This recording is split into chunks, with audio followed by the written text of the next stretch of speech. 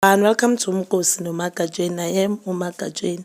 Umkosi wethu namhlanje bazala bakamziso is about izingane zesithembu. So we'll be talking about Vuyokazi. Guys, we know that makuphela the last episode of izingane zesithembu sazi ukuthi uVuyokazi nayo pregnant.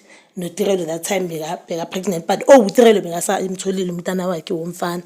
So we sazi ukuthi uVuyokazi pregnant, and after lapho i-pregnancy kaVuyokazi guys beyitrenda because sabona i-gender even izingane zesithembu iphelile i-season first season ezingane zesithembu seyiphelile, kodwa we knew that uVuyokazi was expecting umntana umfana, which made a lot of us happy because ngabe uVuyokazi uthole emunye umntana wentombazane since anomhlophakazi, hayi uTirelo nje bakazozigidela enhlokweni yakhe, that we know. So uVuyokazi guys, there's a video beyitrenda where eyakhe posted TikTok angafuni ukusitshengisa ingane yakhe.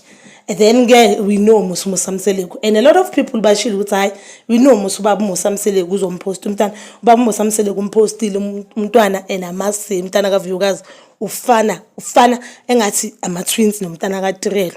So umntana kaVuyokazi bayafana nomntana kaTirelo yonke into, even the complexion guys wakaTirelo mina bengithi umhlophe just because uTirelo naye anebala likhanyayo.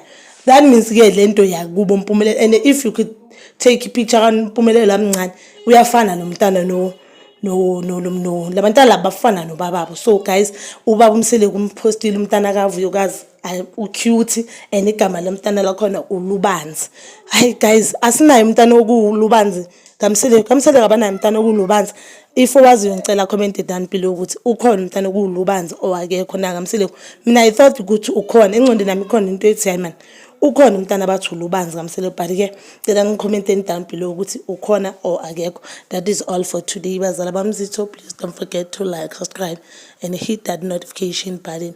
Ngithanda ukuya nobuya.